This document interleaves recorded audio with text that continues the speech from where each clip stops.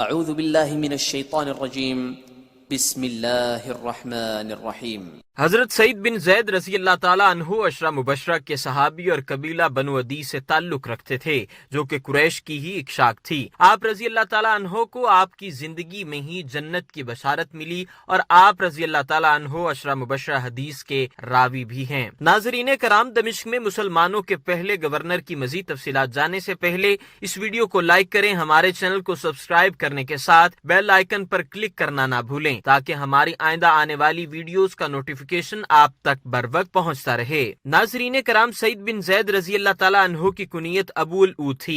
آپ کے والد کا پورا نام زید بن عمرو بن نفیل تھا، جو کہ اپنے زمانے میں دین ابراہیمی کے پیروکار موحد تھے۔ آپ رضی اللہ تعالیٰ عنہ نے اصحاب فیل کا واقعہ اپنی آنکھوں سے دیکھا تھا کہ کس طرح اللہ تبارک و تعالیٰ نے ابراہہ کے لشکر کو تباہ کیا اور اپنے گھر بیت اللہ شریف کی حفاظت فرمائی۔ وہ کہا کرتے تھے، اے اللہ، تو گواہ رہے کہ میں حضرت ابراہیم علیہ السلام کے دین پر ہوں۔ اے اللہ، اگر مجھے معلوم ہو کہ تجھے عبادت کا کون سا طریقہ پسند ہے تو میں اسی طریقے سے تیری عبادت کروں۔ وہ راہ حق کی تلاش میں رہے اور آرزو کرتے رہے کہ ان کو آخری نبی صلی اللہ علیہ وآلہ وسلم کی دیدار کی خیر و برکت نصیب ہو جائے، اور کہتے ہیں، اے اللہ، اگر تو نے مجھے خیر و برکت سے محروم رکھا ہے تو میرے بیٹے کو اس خیر و برکت سے محروم نہ رکھنا۔ اللہ تبارک و تعالیٰ نے جناب زید رضی اللہ تعالیٰ عنہ کی یہ دعا قبول فرمائی، اور جب رسول اللہ صلی اللہ علیہ وآلہ وسلم نے لوگوں کے سامنے اسلام کی دعوت پیش کی تو سیدنا سعید بن زید رضی اللہ تعالیٰ عنہ کو یہ شرف حاصل ہوا کہ وہ ان خوش نصیبوں میں شامل ہوئے جو ابتدا ہی میں اسلام کی روشنی سے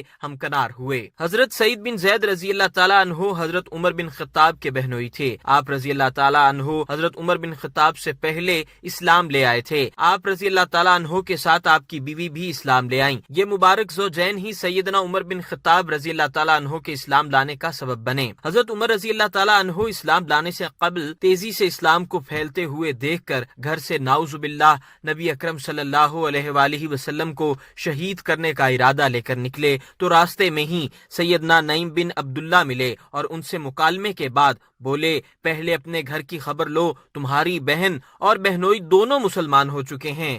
یہ سن کر آپ رضی اللہ تعالیٰ عنہ اپنی بہن کے گھر پہنچے اور سیدنا سعید کو زخمی کر دیا۔ پھر قرآن پاک پڑھا تو دل کی حالت بدل گئی اور گوشہ رسول صلی اللہ علیہ وآلہ وسلم میں جا کر اسلام قبول کیا۔ اس واقعے کی مزید تفصیل جاننے کے لیے اسی سیریز کے 3rd پارٹ کو ملاحظہ ضرور فرمائیں۔ ناظرین کرام، سیدنا سعید بن زید رضی اللہ تعالیٰ عنہ اور ان کی زوجہ محترمہ فاطمہ بنت خطاب رضی اللہ تعالیٰ عنہا نے بھی دوسرے صحابہ کرام کی طرح مدینے کی طرف ہجرت فرمائی۔ آپ رضی اللہ تعالیٰ عنہ نے غزوہ بدر کے سوا تمام غزوات میں حصہ لیا۔ غزوہ بدر میں آپ رضی اللہ تعالیٰ عنہ اس لیے شریک نہ ہو سکے تھے کہ رسول اللہ صلی اللہ علیہ وآلہ وسلم نے آپ کو غزوہ بدر سے چند دن پہلے شام سے آنے والے قریش کے قافلے کی خبر لانے کے لیے بھیجا تھا۔ سیدنا طلحہ بن عبیدہ بھی آپ کے ہمراہ تھے۔ جب آپ رضی اللہ تعالیٰ عنہ خبر لے کر واپس آئے تو حضور اکرم صلی اللہ علیہ وآلہ وسلم غزوہ بدر کی فتح کے بعد واپس لوٹ رہے تھے۔ اس موقع پر نبی کریم صلی اللہ علیہ وآلہ وسلم نے آپ دونوں صحابہ کرام کو مال غنیمت سے حصہ بھی عطا فرمایا اور اس جنگ کے ثواب کی نوید بھی سنائی۔ اس طرح ان دونوں اصحاب کو بدری صحابہ میں شامل کر لیا گیا۔ سیدنا سعید بن زید رضی اللہ تعالیٰ عنہ نے خلفائے راشدین کے زمانے میں ان سے بھرپور تعاون کیا۔ ان کے ذمے جو خدمت بھی سپرد ہوئی،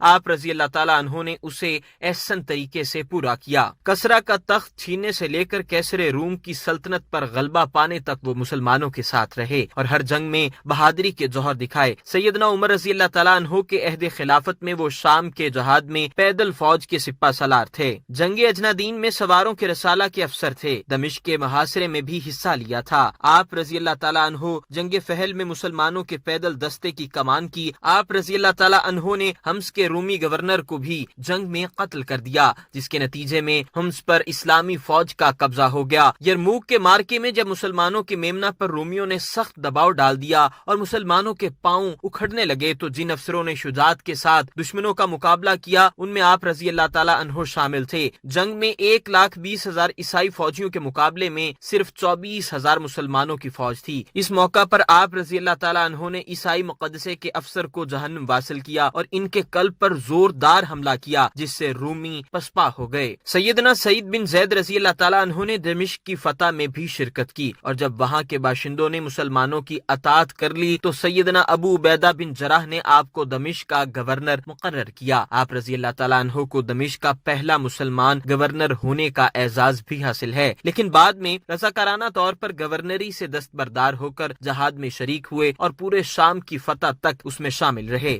آپ رضی اللہ تعالیٰ عنہ نے حضرت عثمان کے خلافت کے وقت بیعت کی اور ان کی شہادت کی خبر سن کر سخت غمگین ہوئے۔ اس وقت آپ رضی اللہ تعالیٰ عنہ کوفہ میں تھے تو مسجد میں جا کر تقریر کی، اے لوگو، تم نے جو سلوک سیدنا عثمان رضی اللہ تعالیٰ عنہ کے ساتھ کیا ہے، اگر اس سلوک کی وجہ سے احد پہاڑ اپنی جگہ سے ٹل جائے تو اس کا ٹل جانا ممکن ہے۔ عروی بنت اویس نامی ایک عورت نے مروان بن حکم جو کہ بنو امیہ کے زمانے میں مدینہ منورہ کا گورنر تھا سے سیدنا سعید بن زید رضی اللہ تعالیٰ عنہ کے بارے میں شکایت کی، اور اس کی عدالت میں آپ رضی اللہ تعالیٰ عنہ پر کچھ قطع اراضی ہتھیانے کا مقدمہ دائر کر دیا۔ مروان کے وفد سے آپ رضی اللہ تعالیٰ عنہ نے فرمایا، یہ لوگ میرے متعلق کیا سمجھتے ہیں کہ میں نے اس عورت کی زمین چھین کر بڑا ظلم کیا ہے؟ بھلا میں ایسے گھناؤنے جرم کا ارتکاب کیسے کر سکتا ہوں، جبکہ میں نے رسول اکرم صلی اللہ علیہ وآلہ وسلم سے سنا ہے کہ آپ صلی اللہ علیہ وآلہ وسلم نے فرمایا، جس نے کسی کی ایک رتی برابر زمین بھی نہ حق طور پر اپنے قبضے میں لی، قیامت کے دن اس کے گلے میں 7 زمینوں کا طوق پہنایا جائے گا۔ اس کے بعد انہوں نے دعا کی، اے اللہ، تو جانتا ہے کہ میں بے گناہ ہوں، میں نے اس عورت پر کوئی ظلم نہیں کیا۔ اے اللہ عز و جل، تو جانتا ہے کہ یہ عورت جھوٹی ہے، تو اس کے جھوٹ کی یہ سزا دے کہ اسے اندھا کر کے کنویں میں گرا دے، تاکہ لوگوں پر حقیقت واضح ہو جائے کہ میں نے اس عورت پر کوئی ظلم نہیں کیا۔ کچھ عرصہ بعد وادی عقیق میں ایسا سیلاب آیا جس سے وہ حد بندی واضح ہو گئی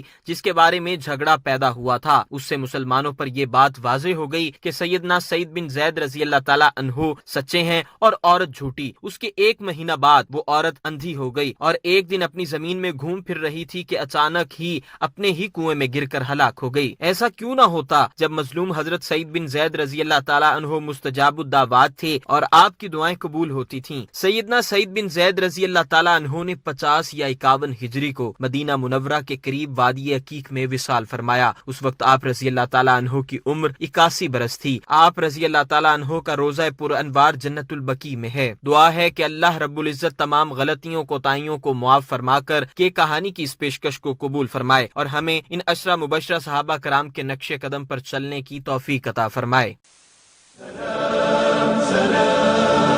على كل طعنة وكل طبرة بجسمك سلام سلام سلام سلام على كل طعنة وكل طبرة بجسمك سلام سلام سلام سلام على كل قطرة سالت من